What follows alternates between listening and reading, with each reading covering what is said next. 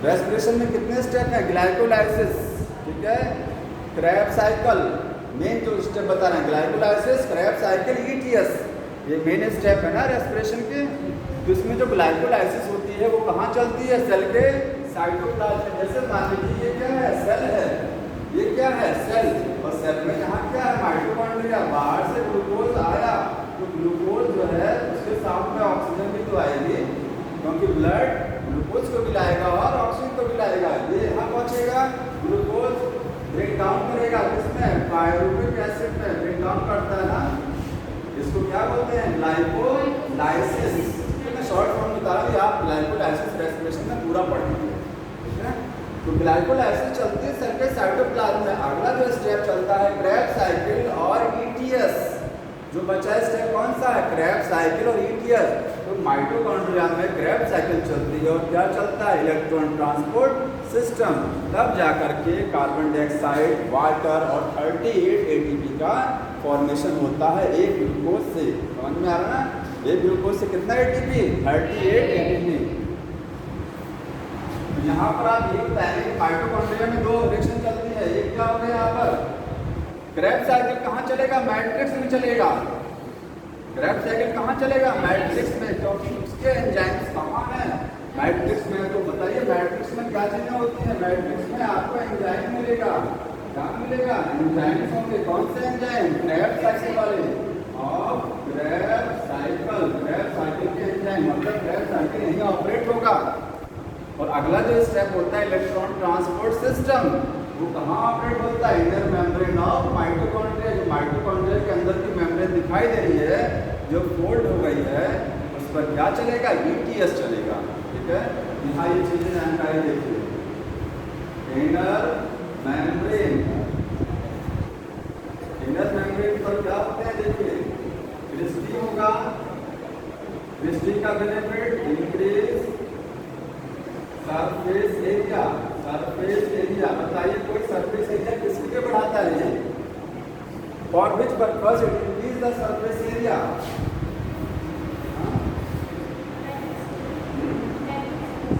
क्या कह रहे हैं? मैट्रिक्स के लिए सरफेस एरिया नहीं बढ़ाया इसने। क्रिस्टी आखिर क्रिस्टी बना क्यों? फोल्ड क्यों हुआ इनर मेम्ब्रेन? सरफेस एरिया बढ़ाने के लिए फोल्ड हुआ है, इंक्रीज करने के लिए। सरफेस एरिया इंक्रीज करने से बेनिफिट क्या होगा? जितना ज़्यादा सरफेस एरिया होगा उतना ही ऑक्सीजन ज़्यादा लगेगा। जो आपको ऑक्सीजन दिखाई दे रहा है ये पूरे पर लगा होता है, वो इनर मेम्ब्रेन पर लगा होगा। मैंने समझाने के लिए आपको एक जगह बता दिया है, ये स्ट्रक्चर आपको पूरे इनर मेम्ब्रेन पर दिखाई देगी। जितना ज़्यादा फोल्डिंग होगा उतना ही ऑक्सीजन ज़्यादा लगेगा। जितना ज़्यादा ऑक्सीजन होगा उतनी ज़्यादा एटीपी बनेगी। एटीपी को ज़्यादा बनाने के लिए माइटोकॉन्ड्रिया की मेम्ब्रेन क्या कर जाती है? फोल्ड हो जाती है। Increase surface area for more ATP formation.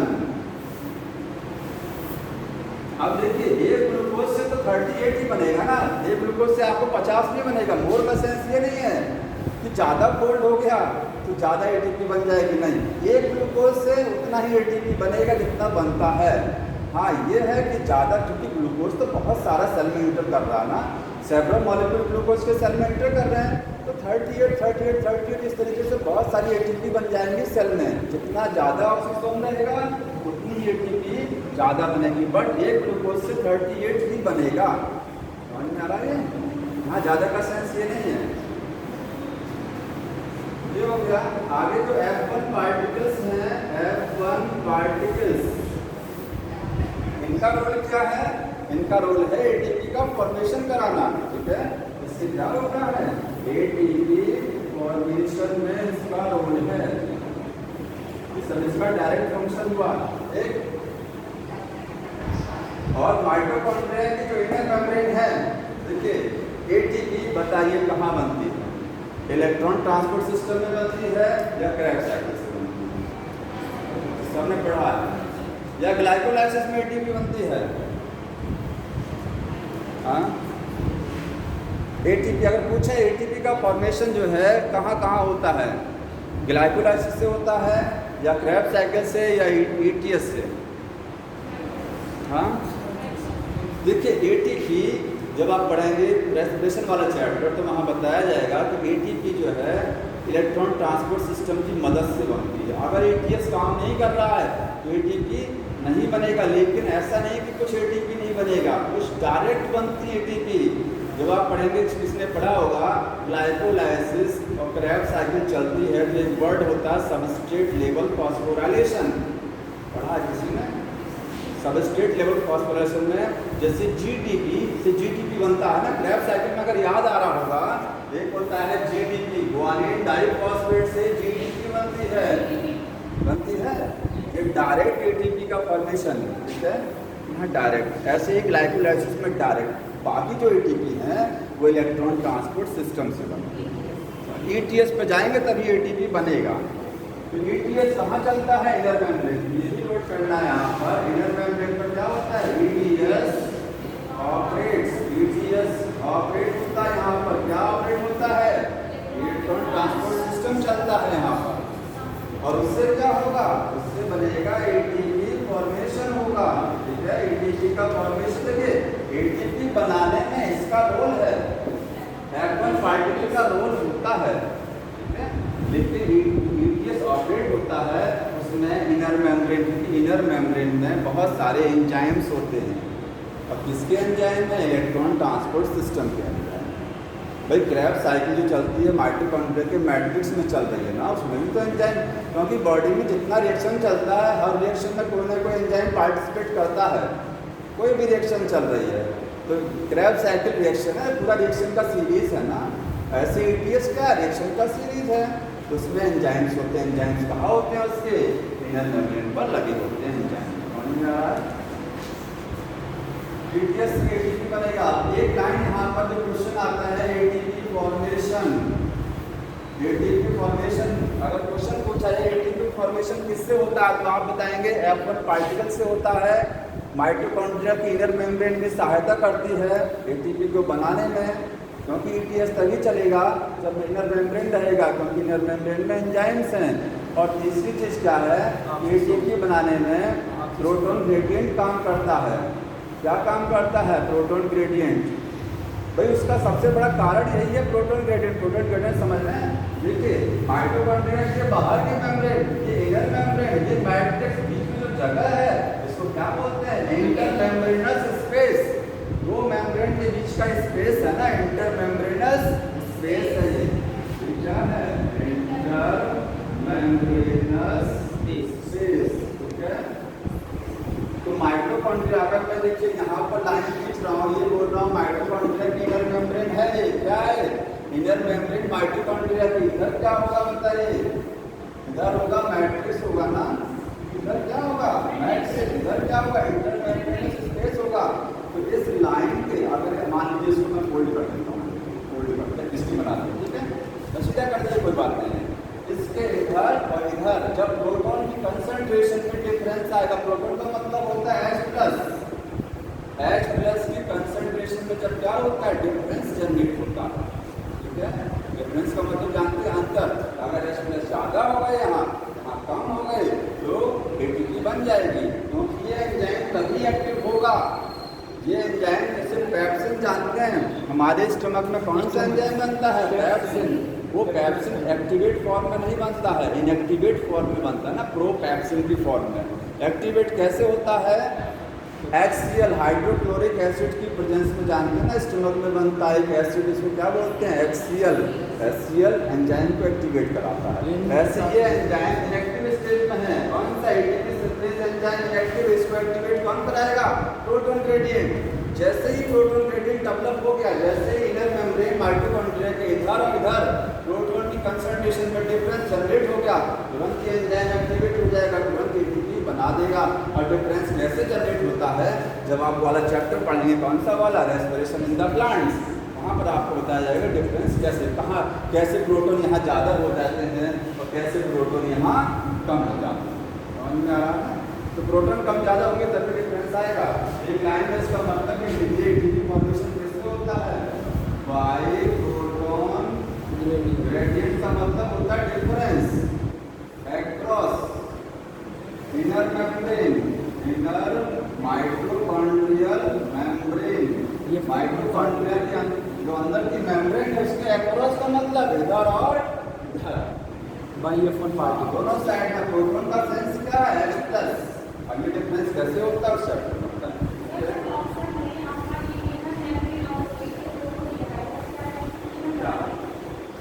नहीं तो ऐसे ऑप्शन सब दोनों सही है। इनर मेम्ब्रेन है तभी ETS है, इनर मेम्ब्रेन है तभी ETS है। इसमें तो इसी को ETS बोलते हैं। इलेक्ट्रॉन ट्रांसपोर्ट भी कुछ नहीं होता है। इलेक्ट्रॉन जैसे जो माइटोकॉन्ड्रिया की जो ये मेम्ब्रेन आप देख रहे हैं ना, इनर मेम्ब्रेन, इस इनर मेम्ब्रेन में इलेक्ट्रॉन कैरियर लगे होते हैं। इलेक्ट्रॉन कैरियर जानते हैं इलेक्ट्रॉन को रिसीव करते हैं। इलेक्ट्रॉन यहाँ से यहाँ गया, यहाँ से यहाँ गया, यहाँ से यहाँ गया। एक सब्सटेंस, एक कंपाउंड ऑक्सीडाइज होगा, दूसरा रिड्यूस होगा। जब किसी से इलेक्ट्रॉन निकलते हैं तो वो क्या होता है, ऑक्सीडाइज होता है ना। ये ऑक्सीडाइज होगा, अगला रिड्यूस हो जाएगा, फिर इससे जाएगा इलेक्ट्रॉन यहाँ पर, तो ये ऑक्सीडाइज रिड्यूस चलता रहता है। इलेक्ट्रॉन मूव करते रहते हैं डिफरेंट इलेक्ट्रॉन कैरियर्स के थ्रू। अब प्रोटॉन कंसंट्रेशन डिफरेंस जनरेट होता रहता है। समझ में आ रहा है? सीधा सा क्वेश्चन यही आता है कि ATP बनती कैसे है। तो एंजाइम होता है ATP सिंथेज एंजाइम, वो एक्टिव कब होगा, जब प्रोटॉन ग्रेडियंट डेवलप होगा। ठीक है, तो प्रोटॉन ग्रेडियंट डेवलप होता है, आगे क्या लिखेंगे, it activate, which activate, activate, ये क्या करेगा, एक्टिवेट कराएगा किसको, ATP सिंथेज एंजाइम को एक्टिवेट कराएगा। उससे क्या होगा, ATP फॉर्मेशन होगा। अब ATP बनेगी कैसे, भाई ATP सिंथेज एंजाइम एक्टिव हो गया तो बताने के लिए देखिए यहाँ लिखेगा ATP में एक फॉस्फेट जुड़ेगा और क्या बनेगा, ATP, ये रिएक्शन है, एडिनोसिन डाइफॉस्फेट, उसके साथ एक फॉस्फेट और जुड़ जाएगा, सेल में फॉस्फेट है और वो बना देंगे एडिनोसिन ट्राइफॉस्फेट। और ATP के अंदर एनर्जी स्टोर रहती है। ठीक है, हाई एनर्जी डाइलो होता है तो एनर्जी देखिए, अगर कहा है ATC में कितने हाई एनर्जी रिच बॉन्ड है तो बताएंगे, तो हाई एनर्जी रिच बॉन्ड काफी कोवलेंट बॉन्ड होता है। ठीक है, ATP में देखिए एडिनोसिन ट्राइफॉस्फेट है ना, तो एडिनोसिन जानते हैं क्या है, आपने पढ़ा ना, adenine, guanine, thymine, cytosine. Adenine का मॉडिफाइड फॉर्म क्या है, एडिनोसिन है। जीन में जो आपके DNA में 4 बेस होते हैं, adenine, guanine, thymine, cytosine. Adenine का मॉडिफाइड फॉर्म है एडिनोसिन। इसी के साथ जब 3 फॉस्फेट जुड़ जाएगा तो एडिनोसिन ट्राइफॉस्फेट बन जाएगा। ठीक है, तो जब एक फॉस्फेट जुड़ेगा तो कोवलेंट बॉन्ड जुड़ेगा और 2 फॉस्फेट जो और जुड़ेंगे ये हाई एनर्जी रिच बॉन्ड है। ऐसे ऐसे बनाया गया है ये हाई एनर्जी रिच बॉन्ड है। जब ये बॉन्ड टूटते हैं एनर्जी फ्री होती है। जानते हैं बॉडी में जब बॉन्ड बनता है तो एनर्जी कंज्यूम होती है और जब बॉन्ड ब्रेक करेगा तो एनर्जी निकलती है। सर एक बार इसे थोड़ा सा बता दीजिए, सब कुछ समझ नहीं पाते। माइटोकॉन्ड्रिया से क्या, माइटोकॉन्ड्रिया हमको इतना समझ में आया कि माइटोकॉन्ड्रिया में 2 मेम्ब्रेन, आउटर और इनर मेम्ब्रेन समझ में आ रहा है। ये समझ में आ रहा है। इनर मेम्ब्रेन पर एंजाइम्स लगे होते हैं, हाँ ये भी समझ में आ रहा है, जो ETS के लिए काम करते हैं। और बताइए, यहाँ से कुछ नहीं समझ में आ रहा। अब जो साइड अंदर जो लिक्विड भरा हुआ है वो है मैट्रिक्स। उस मैट्रिक्स में बहुत सारे एंजाइम्स होंगे, वो एंजाइम क्रेब्स साइकिल को चलाएंगे, वो एंजाइम क्रेब्स साइकिल को चलाएंगे।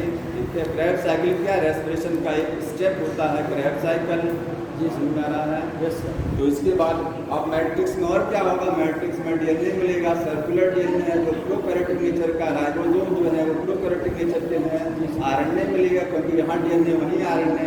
जी सर। ठीक है, और कुछ बचा ही नहीं है। और सर कैसे बना एनर्जी फॉर्मेशन आपने बनाया बताया, वो कैसे हुई है? एनर्जी जब बनती है तो माइटोकॉन्ड्रिया के मेम्ब्रेन जो अंदर है इसके इधर और इधर प्रोटॉन की कंसंट्रेशन में जब डिफरेंस जनरेट हो जाएगा। सर कंसंट्रेशन कहाँ पर इसमें? कंसंट्रेशन का सेंस नंबर से है, जब प्रोटॉन नीचे ज़्यादा ऊपर कम तो डिफरेंस हो गया। नहीं, वो दोनों लिक्विड के बीच का वो फर्क कौन सा है?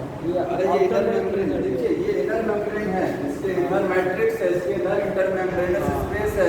यहाँ प्रोटॉन ज़्यादा हो जाएंगे, यहाँ कम हो जाएंगे, डिफरेंस जनरेट हो जाएगा। डिफरेंस होगा तो ये एंजाइम जो ATP सिंथेज एंजाइम एक्टिव हो जाएगा और तुरंत ATP के साथ एक फॉस्फेट जोड़ करके ATP का फॉर्मेशन कर देगा। समझ में आ रहा है? सर दोनों साइड लिक्विड होता और ये जो देखिए ETS जब चलता है, और बता देना, जब ETS चलता है तो हाइड्रोजन आयन की जो कंसंट्रेशन बदलती है।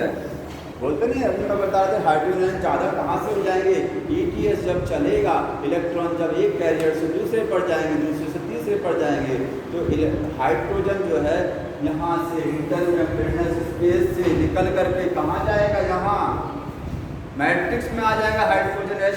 तो यहाँ ज़्यादा होने लगते हैं, यहीं ज़्यादा होते हैं, यहाँ नहीं ज़्यादा होगा। यहाँ से H+ मूव करेंगे यहाँ पर, कब, जब ETS चलेगा, जब इलेक्ट्रॉन मूव करेगा इनर मेम्ब्रेन पर। तो जब आएगा H+ तब एनर्जी निकलेगी। हाँ, तभी ATP सिंथेस एंजाइम एक्टिव होगा, तभी ATP का फॉर्मेशन। तो कंसंट्रेशन इसका मतलब सर मैट्रिक्स में कम होता है। मैट्रिक्स में H+ ज़्यादा हो जाएंगे, H+ ज़्यादा हो जाएंगे, जब ETS चलेगा तो H+ ज़्यादा हो जाएंगे, जाहिर सी बात है। वो कैसे ज़्यादा हो जाते हैं उस चैप्टर को समझिएगा, समझ में आ रहा है? आया कुछ इस बार अरे धीरे धीरे आ जाएगा, और एक बार पढ़ लीजिएगा, आ जाएगा। सर और थोड़ा स्लो चाहिए। बिल्कुल स्लो चलेगा,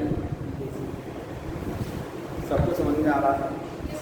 और देखिए इसके बाद है क्लोरोप्लास्ट। तो इसके पहले एक चीज़ जान लीजिए, जो क्वेश्चन आता है कि माइटोकॉन्ड्रिया और क्लोरोप्लास्ट दो ऐसे सेल ऑर्गेनल हैं जो क्या है, सेमी ऑटोनोमस।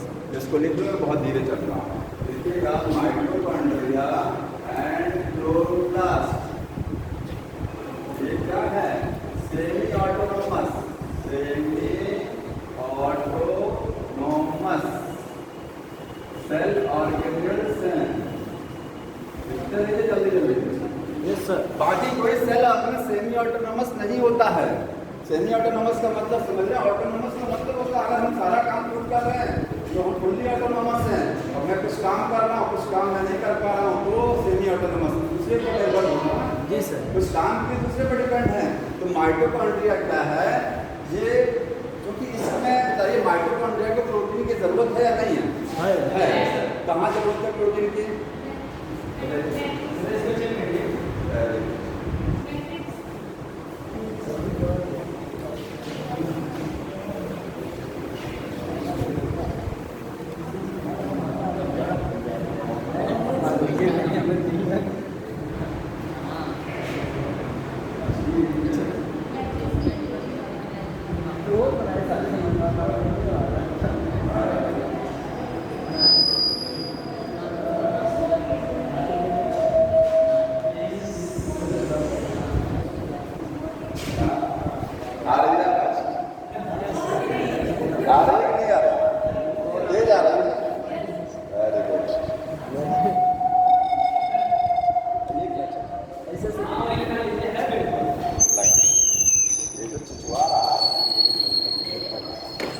बेल्ट्रॉस में टांगने वाला रहता है,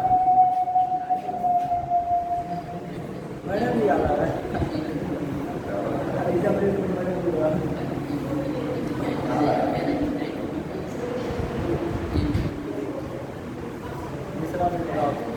ठीक है, आ रही है आवाज? देखिए ऐसे सर हमारे स्कूल में मैडम जी पढ़ाते हैं। सेमी ऑटोनोमस, ठीक है, बताया था आपको माइटोकॉन्ड्रिया क्लोरोप्लास्ट दो सेल ऑर्गेनल ऐसे हैं जो क्या है, सेमी ऑटोनोमस। सेमी ऑटोनोमस का मतलब they can not synthesise their own protein, ये अपनी सारी प्रोटीन को नहीं बना पाते हैं। माइटोकॉन्ड्रिया में प्रोटीन की जरूरत कहाँ है, माइटोकॉन्ड्रिया में हर जगह आपको प्रोटीन है। मैंने बताया इनर मेम्ब्रेन ऑफ माइटोकॉन्ड्रिया, उस पर एंजाइम्स लगे हैं, वो एंजाइम्स क्या है, प्रोटीन ही तो है। क्रेब्स साइकिल में जितने एंजाइम्स हैं माइटोकॉन्ड्रिया के मैट्रिक्स में बोल रहे हैं एंजाइम्स होते हैं। ऑल एंजाइम एंजाइम्स क्या है, प्रोटीन है, ऑल एंजाइम प्रोटीन प्रोटीन है ना सर। तो तो ये सेमी ऑटोनोमस का सेंस क्या है, can not synthesise all protein, सारी प्रोटीन जो इनकी जरूरत है वो सारी प्रोटीन को नहीं बना पाते हैं, मतलब कुछ प्रोटीन का फॉर्मेशन करते हैं, that is synthesise some protein by own, खुद बनाएंगे। बाकी प्रोटीन कहाँ से आएगा, बाकी प्रोटीन कहाँ से आएगी, न्यूक्लियस तो सबसे बड़ा बैठा है ना, न्यूक्लियस डीएनए है, न्यूक्लियस के अंदर डीएनए है, डीएनए से सेल के साइटोप्लाज्म में जब जाएगा आरएनए बनेगा तो प्रोटीन सेल के साइटोप्लाज्म में बनेगी ना, क्योंकि ज़्यादातर प्रोटीन कहाँ बनती है, सेल के साइटोप्लाज्म में बनती है। केवल दो ही सेल ऑर्गन है, माइटोकॉन्ड्रिया, क्लोरोप्लास्ट, जो अपनी प्रोटीन कुछ प्रोटीन खुद बनाते हैं, इसलिए क्या बोलते हैं इसको, सेमी ऑटोनोमस। इसके बाद देखिए नेक्स्ट क्वेश्चन आता है कि इनकी ओरिजिन कैसे हुआ, माइटोकॉन्ड्रिया क्लोरोप्लास्ट की जो ओरिजिन है वो कैसे हुई। तो ओरिजिन होती है इनकी एंडोसिम्बायोटिक थ्योरी है, एक थ्योरी बताया गया, एक साइंटिस्ट ने एक थ्योरी बताया कि हाँ ऐसा हुआ होगा। और कैसा हुआ होगा, शुरुआत में सबसे पहले जो सेल बनी थी वो कौन सी बनी थी, प्रोकैरियोटिक सेल, बाद में क्या बना, यूकैरियोटिक सेल। तो साइंटिस्ट मानते हैं कि यूकैरियोटिक सेल, ठीक है, कुछ प्रोकैरियोटिक सेल को ऐसे ही खा गई, जैसे अमीबा जो होता है वो फूड को एंगल्फ कर लेता है, सीडोपोडिया की मदद से क्या करता है अमीबा, फूड को खा लेता है ना, एंगल्फ कर लेता है। उसी तरीके से कुछ यूकैरियोटिक सेल ने प्रोकैरियोटिक सेल को खा लिया होगा, ठीक है। इंडोसिम्बायोटिक, देखिए नाम समझिए, यहाँ क्वेश्चन ये आता है माइटोकॉन्ड्रिया एंड क्लोरोप्लास्ट, ओरिजिनेटेड कैसे की ओरिजिन हुई, by endosymbiotic theory. Endosymbiotic theory से माइटोकॉन्ड्रिया और क्लोरोप्लास्ट क्या हुई, ओरिजिन हुई। मतलब some eukaryotic cell that has engulfed some eukaryotic cells.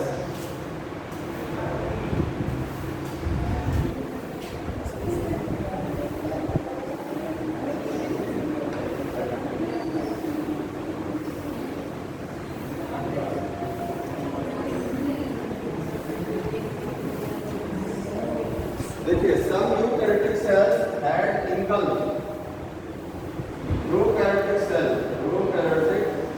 ठीक है। कुछ यूकैरियोटिक सेल ने क्या किया होगा, प्रोकैरियोटिक सेल को engulf कर लिया होगा, ठीक है। और जब engulf कर लिया होगा तो जो यूकैरियोटिक सेल है इसमें माइटोकॉन्ड्रिया कहाँ से आया, और ये कैसे सोचा गया कि ये खा लिया गया हो, क्योंकि यूकैरियोटिक सेल में सोचिए आपकी 70S का राइबोसोम आ कहाँ से गया, और सर्कुलर डीएनए आ कहाँ से गया, ठीक है। यूकैरियोटिक सेल में कौन सा राइबोसोम होता है, 80S होता है, लीनियर डीएनए होता है, ठीक है। यहाँ सर्कुलर डीएनए कहाँ से आ गया और राइबोसोम 70S कहाँ से आ गया, जबकि जो प्रोकैरियोट का करेक्टर है। तो यही सोचा गया कि यूकैरियोटिक सेल ने कुछ प्रोकैरियोटिक सेल को इंगल्फ कर लिया होगा और पूरी प्रोकैरियोटिक सेल यहाँ पर आ गई। वो प्रोकैरियोटिक सेल माइटोकॉन्ड्रिया की तरह बिहेव करने लग गया, वो प्रोकैरियोटिक सेल, वो बैक्टीरिया माइटोकॉन्ड्रिया की तरह बिहेव करने लग गया या क्लोरोप्लास्ट की तरह बिहेव करने लग गया, समझ में आया? तब बना माइटोकॉन्ड्रिया और क्लोरोप्लास्ट। यहाँ पर लिखेंगे इन्होंने इंगल्फ किया होगा and prokaryotic cell behave like mitochondria and chloroplast.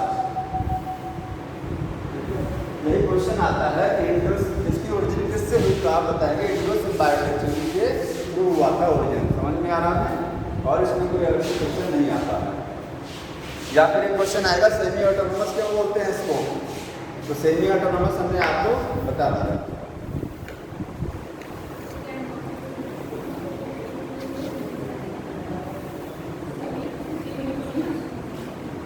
हो गया। अब देखिए नेक्स्ट इसके बाद क्लोरोप्लास्ट, प्लास्टिड्स, इसके बाद क्या बताना है, प्लास्टिड्स।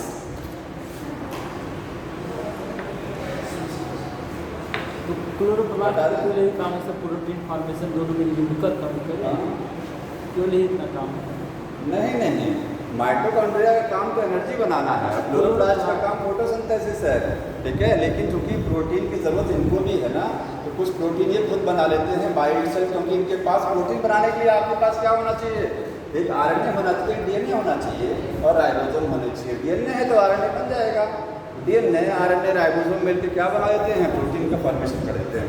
अब देखिए माइटोकॉन्ड्रिया और क्लोरोप्लास्ट में मल्टीप्लिकेशन कैसे होता है, तो आप बताएंगे बाइनरी फिजन, याद कर लीजिए, क्या बताएंगे, बाइनरी फिजन से डिवाइड करते हैं mitochondria and chloroplast divide by binary fusion मतलब ये सेल में जब सेल डिवाइड करती है, एक सेल से 2 सेल बनती है ना, तो सेल में माइटोकॉन्ड्रिया नया बनाना पड़ेगा। एक सेल से 2 सेल बना तो माइटोकॉन्ड्रिया की संख्या बढ़ानी पड़ेगी। तो नए माइटोकॉन्ड्रिया आएंगे कहाँ से? ये डिवाइड करते हैं, जैसे बाइनरी फ्यूजन ऐसे जीवा डिवाइड करता है। ठीक है, माइटोकॉन्ड्रिया की जो संख्या होती है प्लांट सेल में ज़्यादा होगा या एनिमल सेल में ज़्यादा होगा बताइए? प्लांट सेल में ज़्यादा कि एनिमल सेल? एनिमल सेल में माइटोकॉन्ड्रिया ज़्यादा है। Animal cell have more mitochondria than plant cell. Plant cell के कंपैरिजन में एनिमल में ज़्यादा क्यों है? Because animal cells are more active than plant cell. जो सेल जितनी ज़्यादा एक्टिव होती है उसमें माइटोकॉन्ड्रिया की संख्या उतनी ज़्यादा होती है। हमारे शरीर में या किसी भी एनिमल की बॉडी में क्या माइटोकॉन्ड्रिया की संख्या सारी सेल में बराबर है? नहीं बराबर है। बॉडी में हार्ट की सेल या स्केलेटल जो मसल्स होती हैं, स्केलेटल मसल समझ रहे हैं, जो मांसपेशियां हमारे स्केलेटल सिस्टम के साथ जुड़ी हुई हैं, उनमें माइटोकॉन्ड्रिया की संख्या ज़्यादा होती है। तो एक सेल एक बॉडी में भी डिफर करता है। ठीक है, with in one body number of mitochondria and sales also differ करेगा। और डायरेक्ट सी बात है, डिफर क्यों करेगा? क्योंकि जो सेल जितना ज़्यादा एक्टिव होगा उसमें माइटोकॉन्ड्रिया उतनी ज़्यादा। ठीक है, ये सब कंप्लीट हो गया। नेक्स्ट है प्लास्टिड। इसके बाद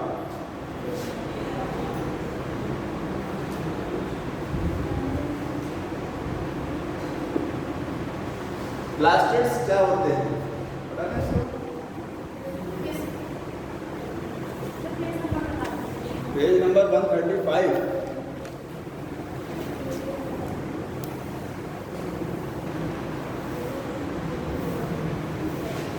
बुक में आपने जितना लाइन लिखा है वह एक एक लाइन एक एक वर्ड को ध्यान से पढ़िए। इस एक एक चैप्टर को 3-3 बार पढ़िए, क्योंकि डायरेक्ट क्वेश्चन आपकी लाइन से आता है। अब एडिशन बदल चुका है। ठीक है, पहले क्या होता था, सिलेबस जो था वाइड सिलेबस कहीं से भी पूछा जा सकता था क्वेश्चन। अब वो लिमिटेड कर दिया गया है कि बुक से पूछेगा, लेकिन बुक में भी कम नहीं है आपके। बुक में एक एक वर्ड का बहुत मीनिंग है। ठीक है, प्लास्टिड्स क्या होते हैं? प्लास्टिड्स एक ऐसे सेल ऑर्गेनल है जो आपको कहाँ मिलेंगे? They present in the plant cell and euglenoids. Euglenoids का मतलब जिसमें यूग्लिना आता है। ठीक है, तो इन प्लांट सेल्स कहाँ मिलेगा? ये प्लांट सेल्स में मिलेंगे एंड इन यूग्लिनॉइड्स। प्लास्टिड्स का काम क्या होता है कोई बताएगा? प्लास्टिड्स अगर पूछा जाए प्लास्टिड्स का फंक्शन क्या है, क्योंकि 3 टाइप के प्लास्टिड्स हैं, क्लोरोप्लास्ट, क्रोमोप्लास्ट एंड ल्यूकोप्लास्ट। ठीक है, क्या फंक्शन होता है इसका? तो फंक्शन जो कि अलग अलग प्लास्टिड्स हैं तो अलग अलग फंक्शन है उनका। ठीक है, डिफरेंट फंक्शन। तो प्लास्टिड्स के जो टाइप हैं, पहला कौन सा है इससे? पहले आप क्रोमोप्लास्ट देखिए। क्रोमोप्लास्ट क्या है? ऐसा प्लास्टिड विच इज कलर्ड। तो कैसा होता है? Coloured except green colour. Green colour को छोड़ करके किसी भी कलर का हो सकता है। ठीक है, तो प्लांट के जितने भी पार्ट कलर्ड हैं, जितने भी पार्ट क्या होते हैं? कलर्ड। ग्रीन कलर को छोड़ करके वो सब क्या है? उसमें सब मिलेगा आपको क्रोमोप्लास्ट। जैसे पेटल्स हुआ, जो फ्रूट जब राइप करता है तो उसमें कलर आ जाता है ना। Chloroplast convert into the chromoplast. जब फ्रूट कच्चा होता है, ठीक है, इसमें आउटर जैसे मैंगो है कच्चा है, बाहर के लिए ग्रीन है ना, उसमें क्लोरोप्लास्ट है, इसके बाद वो क्रोमोप्लास्ट में कन्वर्ट हो जाता है। तो प्लास्टिड्स आपस में एक दूसरे फॉर्म में कन्वर्ट भी होते रहते हैं। तो क्रोमोप्लास्ट क्या है? ये कलर्ड है एक्सेप्ट ग्रीन कलर।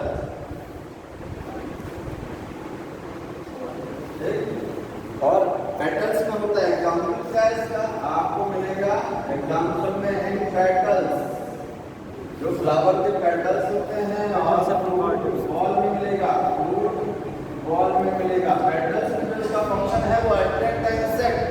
क्या काम करता है पेटल्स में? क्रोमोप्लास्ट इंसेक्ट को अट्रैक्ट, सब जानते हैं, इंसेक्ट को अट्रैक्ट कराता है पॉलिनेशन के लिए। ठीक है, पेटल्स है ल्यूकोप्लास्ट। ल्यूकोप्लास्ट किस प्लास्ट में मिलेगा? ल्यूकोप्लास्ट कहाँ होते हैं?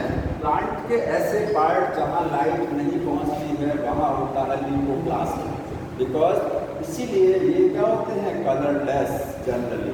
जैसे होते हैं जनरली कलरलेस होते हैं, कोई कलर नहीं है, क्योंकि लाइट पहुंच ही नहीं रहा वहाँ तक। प्लांट के जितने पार्ट अंडरग्राउंड हैं वहाँ लाइट नहीं पहुँचती है, वहाँ कौन सा प्लास्टिक होगा उन पार्ट्स में, लिक्विड प्लास्टिक, ठीक है।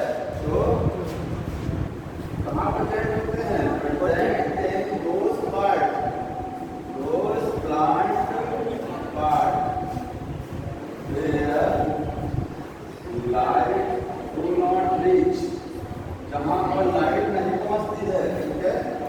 अब लिकोप्लास्ट में टाइप्स होते हैं। अब लिकोप्लास्ट का फंक्शन जानना है क्या है, अगर कहा जाए लिकोप्लास्ट का फंक्शन क्या है, क्या बताएंगे? फूड का स्टोरेज, स्टोरेज ऑफ फूड, ठीक है, फूड का स्टोरेज करता है ये। इसका पता है, इसका स्टोरेज समझ लीजिए, स्टोरेज ऑफ फूड, फूड का स्टोरेज है। अब कैसा फूड, फूड में आपको प्रोटीन भी हो सकता है, फूड में कार्बोहाइड्रेट भी हो सकता है, फूड में लिपिड भी हो सकता है, ठीक है। उसी के बेसिस पर 3 टाइप्स है। लिकोप्लास्ट के टाइप्स कितने होते हैं, टाइप्स हैं इलियोप्लास्ट,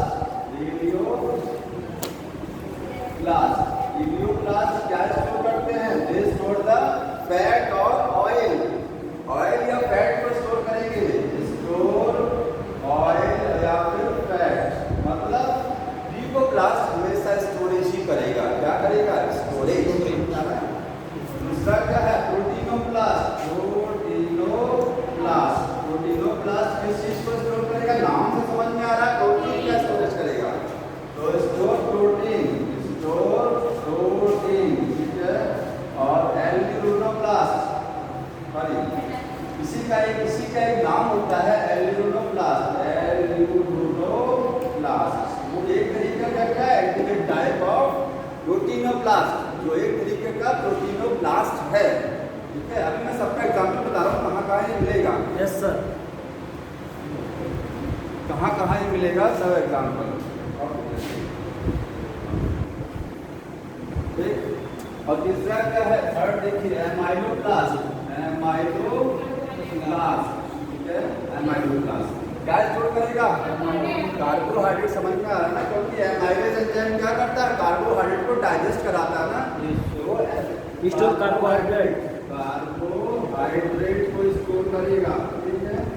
अब ये देखिए इलियोप्लास्ट कहाँ मिलेगा, जिस सीड में, क्योंकि जो सीड होते हैं, सीड में ऐसा नहीं कोई फैटी होता, ऑयल होता, साथ में प्रोटीन होती है। ग्राउंड नट मूंगफली में क्या है, प्रोटीन नहीं है, लेकिन ऑयल ज़्यादा है, ऑयल कंटेंट ज़्यादा है, ठीक है। मस्टर्ड में ऑयल कंटेंट ज़्यादा है, तो आपको जो सीड्स होते हैं जिसमें ऑयल या फैट स्टोर रहता है, सीड्स ही मिलेगा, कौन सा, ये इलियोप्लास्ट। एग्जाम्पल क्या है, सीड्स,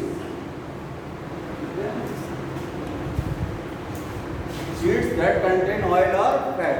इसके बाद प्रोटीनोप्लास्ट, जहाँ जिस प्लांट के जिस पार्ट में प्रोटीन स्टोर रहेगा, जैसे आलमंड होता है, प्रोटीन है, उसमें स्टोर रहेगा प्रोटीनोप्लास्ट। यहाँ पर एक नाम लिखा गया है एल्यूमिनोप्लास्ट।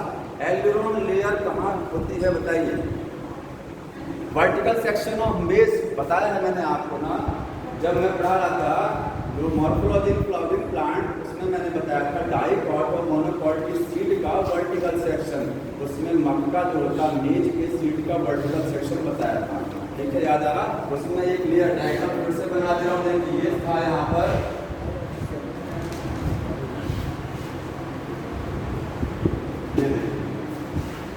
यही एल्यूमिन लेयर है। एंडोस्पर्म था यहाँ पर क्या था, एंडोस्पर्म। एंडोस्पर्म में सबसे बाहरी लेयर को बताया था एल्यूमिन लेयर, वो प्रोटीन की बनी हुई लेयर है, इसकी है प्रोटीन की एल्यूमिन लेयर, समझ में आया। इसी में होता है एल्यूमिनोप्लास्ट। तो एल्यूमिनोप्लास्ट कहाँ मिलेगा, इन एल्यूमिन लेयर। और एग्जाम्पल क्या है इसका, मेज, मक्के में मिलेगा, मेज के ग्रेन में मिलेगा, मक्के का एक दाना, उसको क्या बोलते हैं, ग्रेन। ये एक तरीके का प्रोटीनोप्लास्ट है, प्रोटीनोप्लास्ट का एक प्रकार है एल्यूमिनोप्लास्ट, समझ में आ रहा है। एल्यूमिनोप्लास्ट कहाँ मिलेगा, जो सीड कार्बोहाइड्रेट को स्टोर करते हैं, या सीड नहीं, आप पोटैटो देखिए, पोटैटो में कार्बोहाइड्रेट को स्टोर करते हैं, अंडरग्राउंड पार्ट, उसमें क्या मिलेगा, एल्यूमिनोप्लास्ट मिलेगा, प्लास्टिक में, समझ में आ रहा है।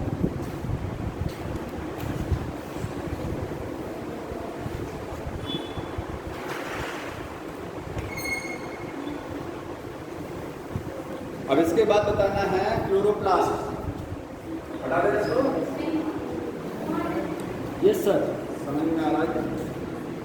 तेज तो नहीं चल रहा। सही है सर।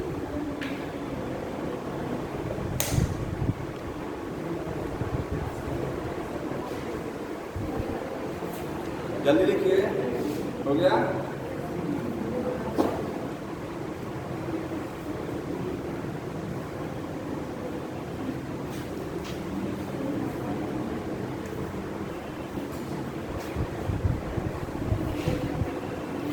नेक्स्ट है क्लोरोप्लास्ट। कहाँ मिलेगा क्लोरोप्लास्ट की लोकेशन? कहाँ क्लोरोप्लास्ट मिलेगा बताइए। क्लोरोप्लास्ट जो प्लांट के पार्ट ग्रीन होंगे वहाँ क्लोरोप्लास्ट मिलेगा। आपको लीफ में मिलेगा। ठीक है, लीफ में किस सेल में क्लोरोप्लास्ट होता है बताइए। लीफ में मिलेगा क्लोरोप्लास्ट। किस सेल में मिलेगा? हाँ, सेल का नाम बताइए किस सेल में। मीजोफिल सेल्स किसमें मिलता है? मीजोफिल सेल होते हैं ना लीफ के बीच में, मीजोफिल सेल्स। और आपको स्टेम में मिलेगा। स्टेम कौन सा होना चाहिए? Green herbaceous stem. वुडी नहीं होना चाहिए। वुडी जब हो जाता है तो उसमें क्लोरोप्लास्ट नहीं रहेगा, ग्रीन स्टेम होना चाहिए। स्टेम कैसा होना चाहिए? ग्रीन। और कहाँ मिलेगा? जो सेपल होते हैं, सेपल फ्लावर के किस हिस्से में क्लोरोप्लास्ट है? सेपल्स में। ठीक है, मतलब जो पार्ट ग्रीन है सब जगह आपको क्लोरोप्लास्ट मिलेगा। क्लोरोप्लास्ट में वही चीजें याद रखनी है। एंडोसिम्बायोटिक थ्योरी के थ्रू इसका ओरिजिन हुआ था। ठीक है, जिसके बाद ये सेमी ऑटोनोमस ये भी है। इसमें भी डिवीजन क्या होता है? बाइनरी डिवीजन से डिवाइड करता है। तीन चीजें माइटोकॉन्ड्रिया से मैच कर रही है ना, तीन चीजें इसकी माइटोकॉन्ड्रिया से मैच करती हैं। और इसके बाद क्लोरोप्लास्ट का जो स्ट्रक्चर देखिए। सर एनिमल में नहीं पाया जाता होगा। एनिमल में हरियाली हुई नहीं। एनिमल में कहाँ से है?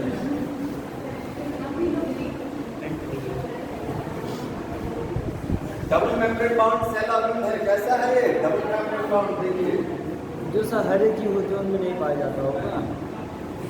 आउटर मेम्ब्रेन और इनर मेम्ब्रेन हो गया ये। ठीक है, इसके बाद यहाँ पर जो लिक्विड भरा हुआ है उस लिक्विड को क्या बोलेंगे? स्ट्रोमा। यहाँ इसका नाम क्या हो जाता है? स्ट्रोमा। लिक्विड पोर्शन है दैट इज क्लोरोप्लास्ट लिक्विड। एक मैट्रिक्स रहता है। इसके बाद में यहाँ पर आपको सर्कुलर डीएनए, वही सेम चीज डीएनए मिलेगा। राइबोसोम मिलेंगे 70S वाले, राइबोसोम 70S और आरएनए मिलेगा यहाँ पर। और क्या चीज होती है? और देखिए यहाँ पर आपको मिलेगा इस तरीके से। मैं ये हटा दे रहा हूँ सारी चीजें, ये तो पता ही है ना, समझने वाला आपको समझिए। आपको इस तरीके से फ्लैट मेम्ब्रेनस स्ट्रक्चर दिखाई देगा। डिस्क लाइक क्लोरोप्लास्ट के अंदर जैसे जो तस्तरी होती है, डिस्क बोलते हैं, जो प्लेट होती है खाना खाने वाली, तो क्या बोलते हैं? डिस्क तरीके से। उस तरीके से स्ट्रक्चर लगी होती है एक के ऊपर एक डिस्क लाइक स्ट्रक्चर को बोलते हैं थाइलेकोइड। मेम्ब्रेन का बना है। किस चीज का बना है? मेम्ब्रेन, झिल्ली का बना हुआ है। ठीक है, मेम्ब्रेनस स्ट्रक्चर्स होती हैं। अब देखिए क्रॉस सेक्शन दिखाया गया तो पता दिखाई देगा ना। मान लीजिए आपके पास ऐसे प्लेट रखा हुआ ढेर सारा बंडल, शादी में जाते हैं, उसको ऐसे काटिए, साइड से देखेंगे तो ऐसे देखिएगा वो ये कट सेक्शन दिखाई दे रहा है। ठीक है, ऐसे कैसे हैं? ये सर्कुलर है, ओवल शेप में है, सर्कुलर शेप में है। तो ये थाइलेकोइड है। थाइलेकोइड ये क्या है? Membranous structure.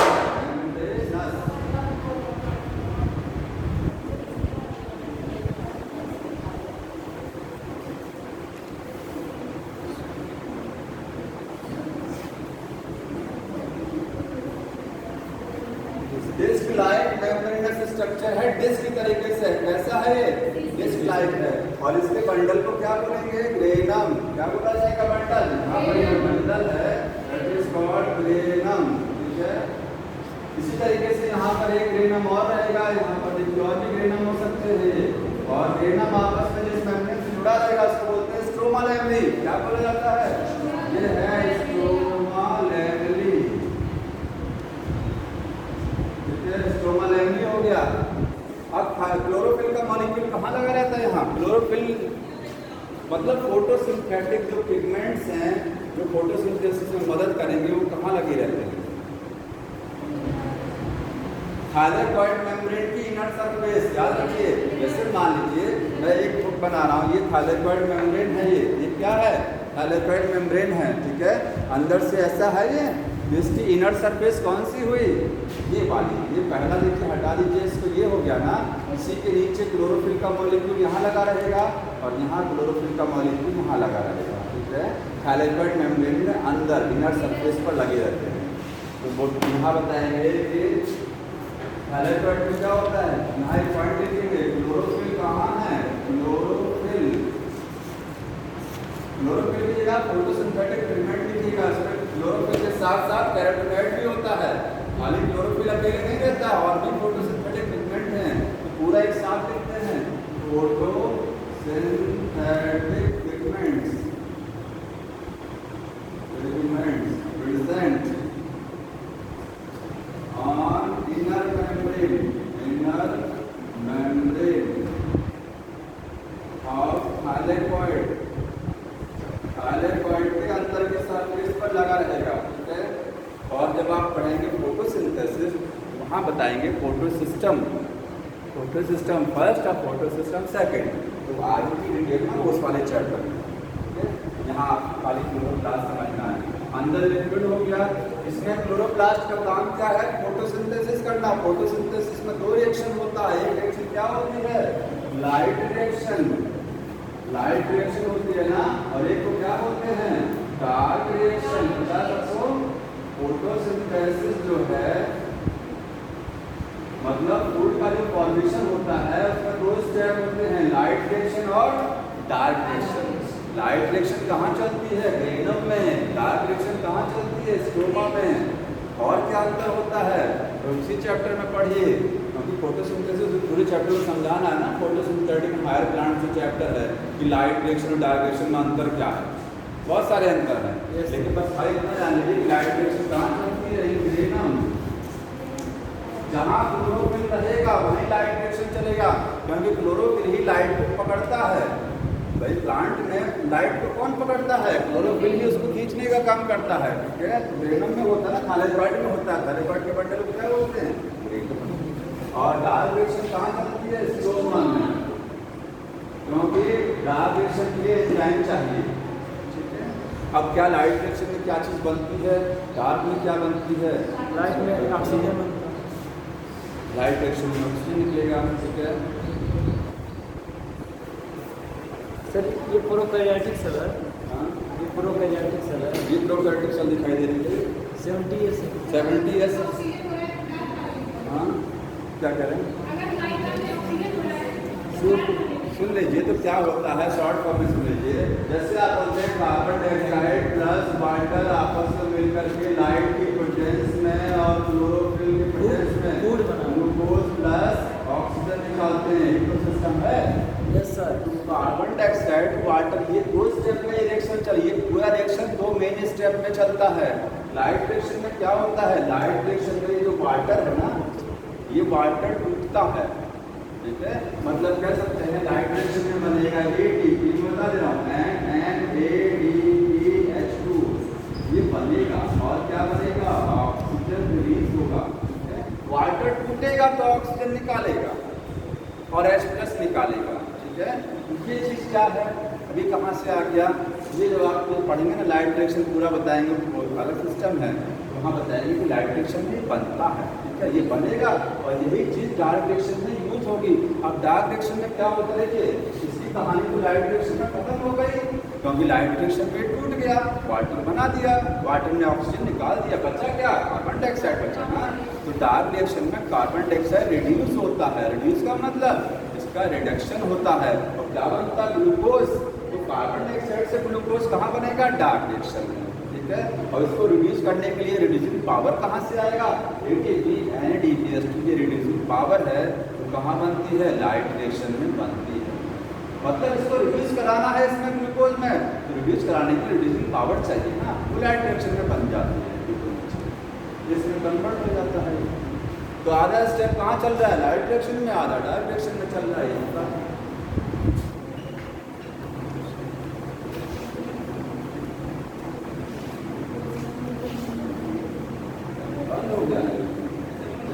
निशान बंद हो गया, हो सकता है लेकिन अपने आप ऑफ हो जाए, कर नहीं रहा। ऐसे में सब ज़्यादा सही है। नहीं सही, ये भी है सही है। हाँ ले जाइए इसको, एक बार चला के लाइए तो हमको लिखवा देगा।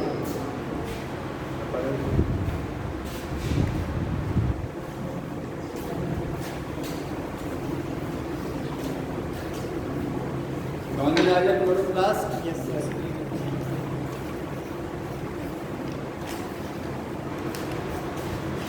एक चीज़ और जान लीजिए, एक टेक्निकल इंटरनल को जो प्लांट के किस पार्ट में क्लोरोप्लास्ट ज़्यादा होगा, जहाँ डायरेक्ट सनलाइट पड़ रही है वहाँ क्लोरोप्लास्ट की संख्या ज़्यादा मिलेगी, और जहाँ लाइट इनडायरेक्ट पड़ रही है, पत्ती के ऊपर की सरफेस पर डायरेक्ट लाइट आती है, क्लोरोप्लास्ट वहाँ ज़्यादा होगा, क्योंकि लाइट को खींचना है ना, लाइट तो आ रही है, खींचने वाला भी तो चाहिए, तो क्लोरोफिल ज़्यादा होना चाहिए। क्लोरोफिल ज़्यादा कैसे हुआ? क्लोरोप्लास्ट ज़्यादा होंगे, तो पत्ती का कलर डार्क ग्रीन ज़्यादा होता है, जो पत्तियाँ डार्क ग्रीन कलर की होती है, नीचे की सरफेस में क्लोरोप्लास्ट संख्या कम होता है, मतलब नीचे जो मीजोफिल सेल नीचे रहेंगे उसमें क्लोरोप्लास्ट क्या रहेगा? कम रहेगा। अगला देखिए, खत्म हो गया। इसके बाद क्या? साइटोस्केलेटन, जो बता रहा था मैं टॉपिक, ध्यान समझ लीजिए इसको।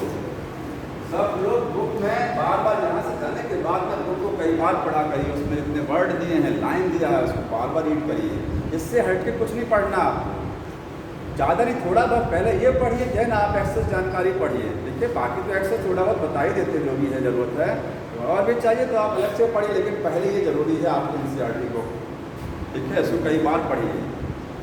साइटोस्केलेटन, साइटोस्केलेटन, स्केलेटन का मतलब क्या है? हमारी बॉडी में जो हड्डियों का ढांचा बना हुआ है उसको क्या बोलते हैं? Skeleton system. बोन्स, सेल में क्या बोन्स होती हैं? तो सेल में स्केलेटन सिस्टम कौन बनाता है? तो सेल में स्केलेटन सिस्टम बनाने के लिए सेल में कुछ फाइबर लाइक धागे के तरीके से संरचनाएं होती हैं, जैसे ये हेयर है, ऐसे ही फाइबर लाइक स्ट्रक्चर्स प्रेजेंट होती हैं सेल के साइटोप्लाज्म में, जो क्या बनाती है? सेल का साइटोस्केलेटन बना देती है, सेल को मजबूती देती हैं। समझ में आ गया? तो साइटोस्केलेटन क्या है? यहाँ पर फाइबर्स हैं, ये क्या है? फाइबर्स, किसके बने होते हैं? मेड बाय प्रोटीन, प्रोटीन का बना फाइबर है, present in cell cytoplasm, cell के साइटोप्लाज्म में है। अब इसका बहुत सारा काम है। साइटोस्केलेटन एक तो स्ट्रेंथ देता है, मेन इससे एक कहेंगे तो मैकेनिकल स्ट्रेंथ इसका एक फंक्शन हो गया, इस सेल को क्या देना? मैकेनिकल स्ट्रेंथ देना, मजबूती देना, इसका एक फंक्शन किया मैकेनिकल स्ट्रेंथ, मैकेनिकल स्ट्रेंथ,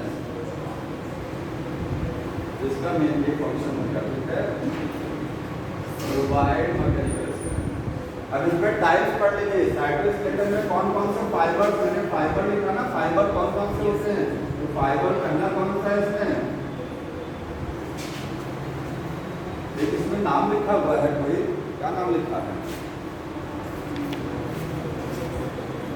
याद नहीं आ रहा, मैकेनिकल चार्ज हो गया, सुन जाइए, नाम कंफ्यूज कर रहा है। हाँ, माइक्रोट्यूब्यूल, माइक्रोफिलामेंट, पहला फाइबर कौन सा है? माइक्रोट्यूब्यूल्स, ठीक है, दूसरे क्या है? माइक्रोफिलामेंट, माइक्रोफिलामेंट, ठीक है, और थर्ड क्या है? इंटरमीडिएट फाइबर्स, इंटरमीडिएट फाइबर्स, तीनों में अंतर जानने का अंतर, ये तीन तरीके के फाइबर्स हैं। जो माइक्रोट्यूब्यूल्स हैं ये सबसे थिक, सबसे मोटे फाइबर्स, सबसे मोटे फाइबर्स, ठीक है, ये कैसे हैं? थिक हैं। और माइक्रोफिलामेंट क्या है? सबसे पतले फाइबर्स। हाँ सुन रहिए, सबसे पतले फाइबर कौन से हैं? माइक्रोफिलामेंट थिनेस्ट फाइबर, सबसे पतला फाइबर है ये थिकेस्ट है, और ये क्या है? थिनेस्ट फाइबर्स, ठीक है, सबसे पतले फाइबर्स होते हैं। इसके बाद इंटरमीडिएट कौन सा हो गया? बीच का, मतलब माइक्रोट्यूब्यूल से पतला और माइक्रोफिलामेंट से मोटा, इसलिए नाम क्या है इसका? इंटरमीडिएट। तो थिकनेस जो होती है, थिकनेस वो क्या है? Intermediate, intermediate thickness. समझ में आ रहा है? बाकी की डिटेल इसकी अगली बात। पढ़ के आइएगा आगे। ये कल जो है अगली बार ये चैप्टर लगभग कोशिश करेंगे खत्म। न्यूक्लियस बचा हुआ है, ये फाइबर, सीलिया और ये सब बताना, पढ़ के आएंगे जल्दी।